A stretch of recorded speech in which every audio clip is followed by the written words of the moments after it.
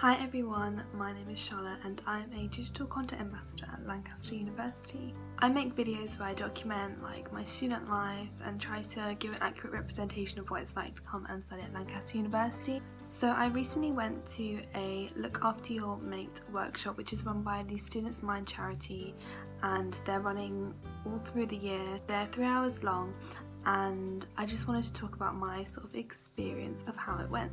So before I went, I didn't know a lot about the workshop, but I thought that I would try it out, obviously, to learn about how to look after your friends. I wasn't really sure what to anticipate. I just sort of assumed that it would help you to help somebody else.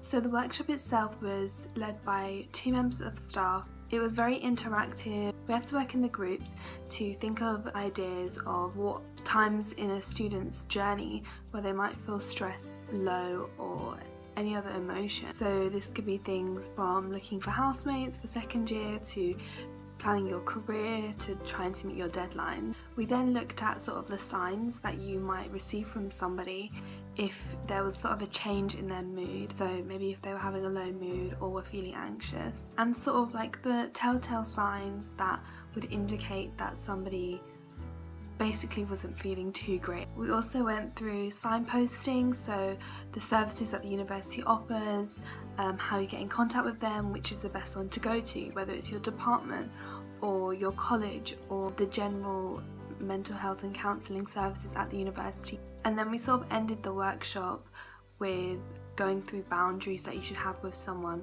So obviously we're just like students, we're not therapists, and sort of where to draw the line and when you should help somebody to go to a different service. So not just turning around and being like, oh, this isn't my problem, go here, but helping them to find the best help for them. After the session, we got a certificate which said that we completed it, and we can also use that as evidence for the Lancaster Award as well. I feel like the most useful thing was sort of knowing the signs that you could get to possibly know if one of your friends isn't acting the way that they normally do, and sort of how to approach a conversation with them, reassure them that you can be there for them without seeming judgmental or prying too hard, and sort of just bringing it up to them and giving them reassurance. Thank you for watching the video. I hope this was informative and that you enjoyed it. There will be links down below if you want to book on to the Look After Your Mate workshop yourself. Thank you for watching. Bye!